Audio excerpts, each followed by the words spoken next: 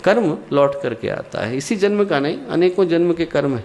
महाभारत में ही तो महर्षि वेदव्यास कहते हैं कि यथा धेनु सहस्रेषु वत्सो गच्छति मातरः तदा यच्च कृतम कर्म कर्तारम अधिगच्छति। जैसे गाय का बछड़ा अपनी माँ को करोड़ों गायों में बिना किसी के बताए ढूंढ लेता है, उसको ये नहीं पूछना पड़ता कि मेरी माँ कौन सी है, जाके खड़ा हो जाता है। बोले वैसे ही जो कर्म है वो अपने कर्ता को कहीं पर भी हो, दुनिया के किसी लोक में हो, किसी स्थान पर है, वो आकर के ढूंढ ही लेता है, उसको किसी से नहीं पूछना पड़ता। ऐसा नहीं है कि घर पे आके कर्म दरवाजा खटखटाए कि गुप्ता जी हैं अंदर पे, और हम कहें कि कौन है साहब आप, बोले नहीं मैं तो कोर्ट से संबंध लेकर के आया हूँ, बोले नहीं गुप्ता जी नहीं रहते साहब यहाँ, हम तो वर्मा जी हैं, गुप्ता जी तो चले गए यहाँ से। तो कर्म लौट करके नहीं जाएगा, कहेगा कि साहब गुप्ता जी नहीं मिले थे वहाँ पर, कर्म तो ढूंढ ही लेगा। जहाँ पर इंसान है वहाँ पर कर्म ढूंढ लेता है। वो बशीर बद्र ने लिखा है कि अपने चेहरे के कब किसे दाग नजर आते हैं, अपने चेहरे के कब किसे दाग नजर आते हैं, वक्त हर शख्स को आईना दिखा देता है। कर्म किसी को दिखाई नहीं पड़ता, काल ढूंढ ही लेता है, काल ला करके दिखा देता है कि व्यक्ति को कि आपका कर्म कौन सा था। तो दोस्तों जन्म जन्मांतरों के कर्म है, वो कर्म जिनसे हम परिचित हैं और वो कर्म जिनसे हम अपरिचित हैं, वो सारे कर्म गुरुदेव ने उभार दिए हैं, और इसलिए कष्टों की तीव्रता बढ़ी है। ये बात सत्य है कि कष्टों की तीव्रता बढ़ी है, और तीव्र होती पर हमें गुरुदेव महसूस नहीं होने देते। गुरुदेव इस ऑपरेशन को एनेस्थीसिया के माध्यम से कर रहे हैं, तो आदमी को पता नहीं चल पाता, आधे से ज़्यादा कष्ट तो वो अपने पर ले लेते हैं, हमें महसूस भी नहीं हो पाता कि कौन सा कर्म आया और कब चला गया। हम पे तो सिर्फ छींटे पड़ते हैं, उन छींटों के आधार पर ये बिलबिला उठते हैं कि हमारे ऊपर क्या आया, पर उधर से जो प्रवाह है वो बड़ा भयंकर है, और उसका आधे से ज़्यादा कष्ट गुरुदेव अपने ऊपर लेने का कार्य करते हैं। मुझे एक संस्मरण याद आता है, अपने पुराने कार्यकर्ता थे जयपुर के, उनके बड़े ईमानदार अफसर थे। तो गुरुदेव के समय की बात है, उनके जो ऑफिस के लोग थे उनको थोड़ा ईर्ष्या हो गई कि ईमानदार अफसर हैं, तो उन्होंने झूठी शिकायत कर दी, तो कोर्ट में केस हो गया। ये हुआ कि अब जेल जाना पड़ेगा। गुरुदेव के पास आए भागे भागे, बोले एक साहब कोर्ट ने आदेश दे दिया है, मुझे जाना पड़ेगा। गुरुदेव से बोले, गुरुदेव ने कहा कोई बात नहीं बेटा, तू निश्चिंत होकर के जा, लोहे के छल्ले खरीद लेना और हाथ में पहन लेना। उन्होंने कहा ठीक है, लोहे के छल्ले खरीदे और पहन लिए। वापस गए तो केस पूरी तरह से साफ गायब हो गया, बिल्कुल जैसे कभी था ही नहीं, पूरी तरह से गायब हो गया। अब उनने उन छल्लों को पूजा की जगह पर रख दिया, रोज पूजा करने लगे। गुरुदेव गए एक बार जयपुर, तो गुरुदेव को पूजा घर ले गए। बोले गुरुदेव आपको दिखाना था, वो छल्ले बीच में रखे थे। बोले गुरुदेव ये छल्ले रखे हुए, इनकी पूजा करता हूँ। तो गुरुदेव हंसे, बोले छल्ले यहाँ क्यों रख दिए? बोले कि इन्हीं कारण तो जीवन बचा। बोले बेटा तेरा जो कष्ट था वो तो मैंने अपने ऊपर ले लिया था, पर तेरे कर्म में हथकड़ी लगना था, तो उसको कितना भी करके निकालता, थोड़ा करके तो जाता, छल्ले के रूप से ही निकाल दिया कि कम से कम तेरे हाथ में छल्ले ही बन जाए। तो कर्म है, आधे से ज़्यादा हथकड़ी को छल्ले में बदलने का काम तो गुरुदेव कर देते हैं, पर जितना हमारे हिस्से में आता है दोस्तों, उतने में ही आदमी को कष्ट होने लगता है। ये जो कष्ट कठिनाइयाँ हैं, ये एक दूरगामी व्यवस्था का अंग है दोस्तों। आज जो कष्ट दिया जा रहा है वो कल की अमृत को पाने के लिए दिया जा रहा है। और दूसरा जो लोगों के मन में प्रश्न आता है कि हम लोगों का प्रभुत्व क्यों नहीं है। कल ही एक भैया पूछ रहे थे कि हम लोग न्यूज़पेपरों में क्यों नहीं जाते हैं, समाचार पत्रों में, चैनलों में क्यों नहीं जाते हैं। इसलिए नहीं जाते दोस्तों क्योंकि गायत्री परिवार का समूह तपस्वियों का समूह है, और तपस्वियों को अपनी तपस्या का सर्टिफिकेट जो है समाचार पत्रों से नहीं लेना पड़ता, टीवी चैनलों से तपस्या का सर्टिफिकेट नहीं मिलता, अंतरात्मा से और परमात्मा से मिलता है। यदि हम लोगों को न्यूज़पेपरों से सर्टिफिकेट चाहिए था तो व्यापार करना चाहिए था, फिर हम लोग फॉर्च्यून 500 में आते। हम लोग आत्म साधना के क्षेत्र में आए क्यों? आत्म साधना के क्षेत्र में आदमी मन की शांति को पाने के लिए आता है, बाहर के सर्टिफिकेट को इकट्ठा करने के लिए नहीं आता। और हमारे जीवन का समग्र मूल्यांकन तब है जब हमारे व्यक्तित्व में प्रकाश आए, मन में शांति आए। यदि वो आ रहा है तो फिर हमें किसी और के सर्टिफिकेट की आवश्यकता नहीं है। बाहर से व्यक्ति देता है कि नहीं देता इससे फर्क नहीं पड़ता, अंदर से हमें क्या महसूस होता है। हमें अपने व्यक्तित्व के अंदर कहीं पर प्रकाश, पात्रता, गंभीरता महसूस होती है। ये लगता है कि गुरुदेव से जुड़ने के बाद हमारा जीवन और हमारे संस्कार बदले, ये लगता है कि हमारे व्यक्तित्व में कोई परिवर्तन हुआ, तो फिर हम लोग आराम से इस बात को कह सकते हैं कि हम लोग सही जगह पर हैं और सही उद्देश्य के साथ। वो एक छोटा सा संस्मरण याद आता है कि पुराने समय में आपको याद होगा कि जब विनोबा भावे जी ने सभी दस्युओं को बुलाया था, चंबल के बीहड़ों में बड़ा आतंक था, डाकू जितने थे, तो लोगों को आत्मसमर्पण के लिए बुलाया। उसमें एक पुराने सज्जन थे, उनने भी अपना आत्मसमर्पण किया। डाकू थे, बहुत लोगों को मारा था, उनने आत्मसमर्पण किया और आ गए, जेल में पहुंच गए। जेल में कहीं पर अखंड ज्योति उनके हाथ में लग गई। अब अखंड ज्योति लगी, अखंड ज्योति पढ़ने लगे, हृदय बदलने लगा। पहली बार जब प्रोबेशन पर रिहा हुए तो गुरुदेव के पास आ गए, बोले गुरुदेव मैं आपका काम करूँगा। गुरुदेव बोले बेटा तू अपनी सज़ा पूरी करके आ जा, फिर काम देंगे। ठीक, गए, सज़ा पूरी करके आए, गुरुदेव के पास पहुँचे, बोले गुरुदेव क्या करूँ।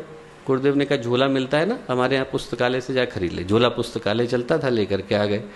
बोले जा तू पहले अखंड ज्योति के सदस्य बना, लोगों को अखंड ज्योति के विषय में बता। ठीक है, कहाँ जाऊँ। बोले उसी जगह पर जा जहाँ तूने हत्याएं करी थी। बोले गुरुदेव वहाँ नहीं जा सकता मैं।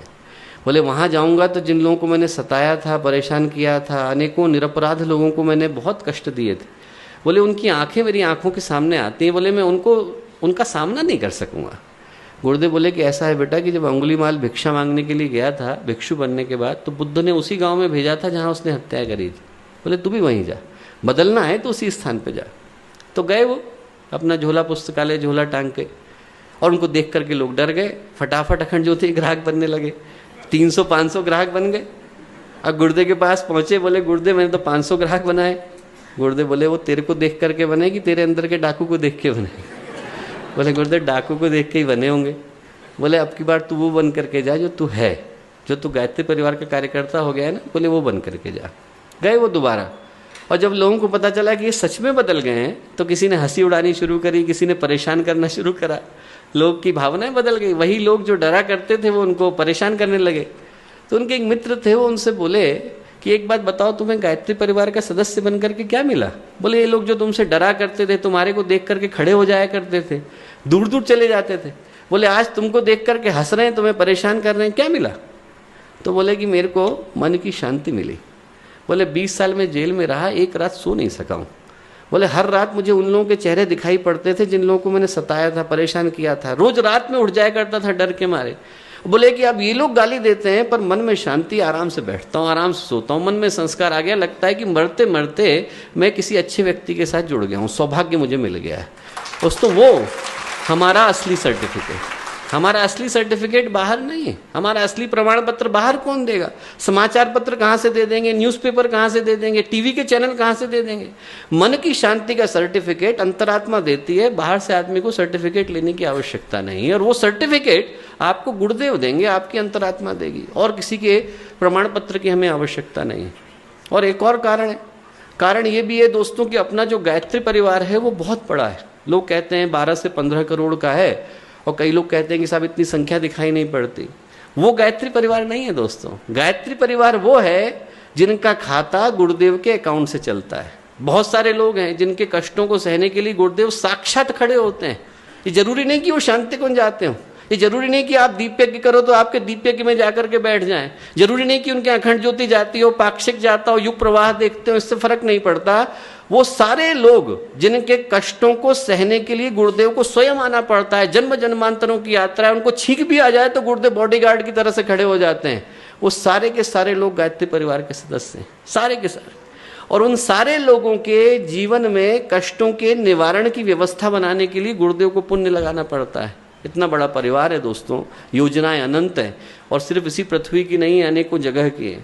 उन सबको प्रकाश देने के लिए हम लोगों को तपस्या की आवश्यकता पड़ती है, और हर व्यक्ति को। इसलिए बार बार इस बात को कहा जाता है कि हर व्यक्ति अपने निजी जीवन में साधना को निश्चित रूप से करे, क्योंकि हमारी संस्था का जो मूलाधार है वो साधना है। ये तपस्वियों का समूह है। यहाँ पर उन लोगों को बुलाया गया है जिनके अंदर तपस्या की संभावना है। तो आदमी को अपने अपने जीवन में तपस्या को, साधना को, अनुष्ठान को निरंतर करने की आवश्यकता है। वही हमारे मिशन की जमा पूंजी।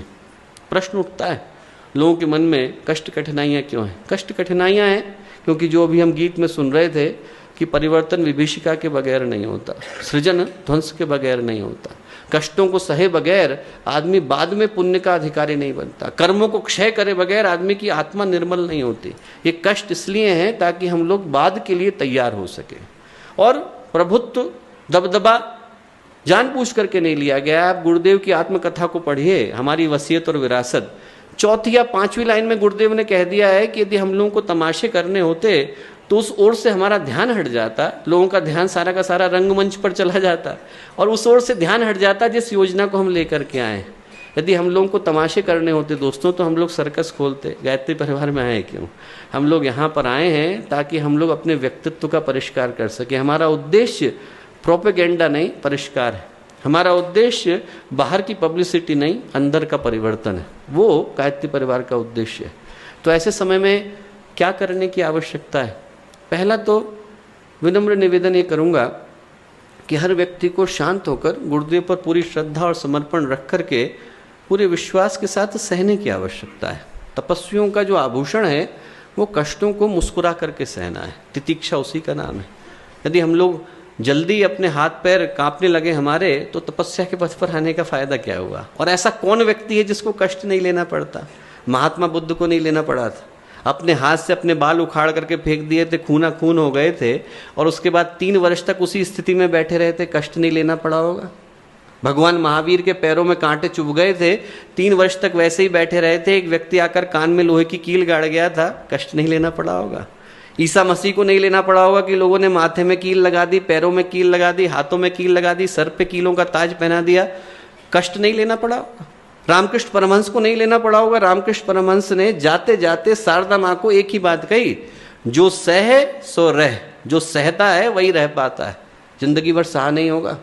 विवेकानंद ने नहीं सहा होगा, 13 दिन तक मिर्च के खेत में पड़े रहे थे। हम लोग शिकागो की यात्रा तो देखते हैं पर उस कष्ट को नहीं देखते।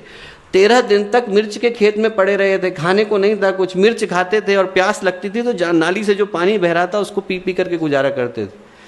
कष्ट नहीं सहना पड़ा होगा। गुरुदेव को नहीं सहना पड़ा होगा।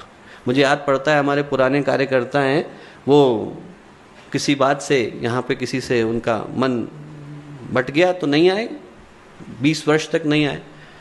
गुरुदेव हर व्यक्ति को बच्चे की तरह से प्यार करते थे। तो जब गुरुदेव को एक पागल व्यक्ति था, उसने गुरुदेव को नुकसान करने की सोची और गुरुदेव ने उसके भले की भी सोची। जब वो वार करने के लिए आया तो गुरुदेव ने कहा कि बेटा तू चले जा, नहीं तो लोग तुझे जिंदा नहीं छोड़ेंगे। गुरुदेव ने उसको भी भगाया। और आप कल्पना करके देखो कि जब उस समय में गुरुदेव के हाथ में चोट लग गई और वो देखने के लिए आए और गुरुदेव के पास आकर के बोले कि गुरुदेव मैं आया हूँ, तो गुरुदेव बोले कि बेटा यदि अपने बच्चे को देखने के लिए मुझे रोज़ चाकू खाना पड़ा तो मैं रोज़ चाकू खाने को तैयार हूँ। सहना नहीं पड़ा होगा।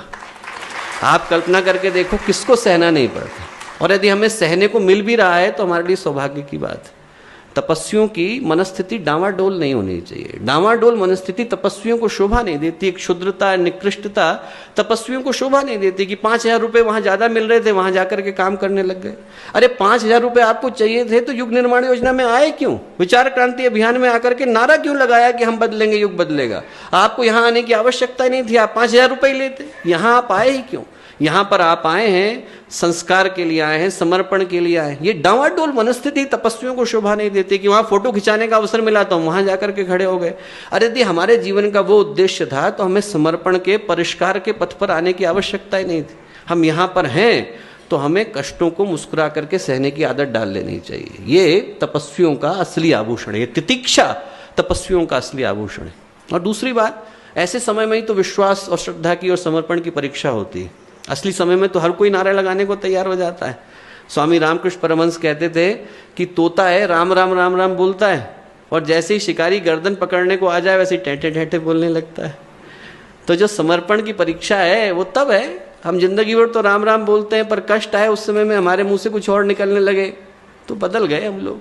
समर्पण के समय में भगवान का, गुरुदेव का, माता जी का, गायत्री माता का नाम निकलना चाहिए। कष्ट आ जाए तो क्या दिक्कत है।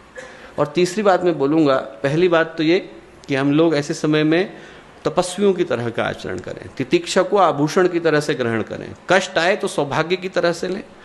विनोबा भावे कहते थे कि जो तपस्वी होता है उसके जीवन की परीक्षा जो है वो दुख के समय में शुरू होती है पर उसकी परिणति सुख के समय में होती है। जो असली परीक्षा होगी वो तो तब होगी जब आदमी के जीवन में सुख आएंगे। अभी कष्टों को सौभाग्य की तरह से वर्ण करने के लिए तैयार हो जाना चाहिए। अपने समर्पण को एक एक बार मजबूती के साथ देखने के लिए तैयार हो जाना चाहिए। और तीसरी बात, अंतिम बात मैं ये कहूँगा दोस्तों कि इस समय में गुरुदेव को उपहार देने का समय है।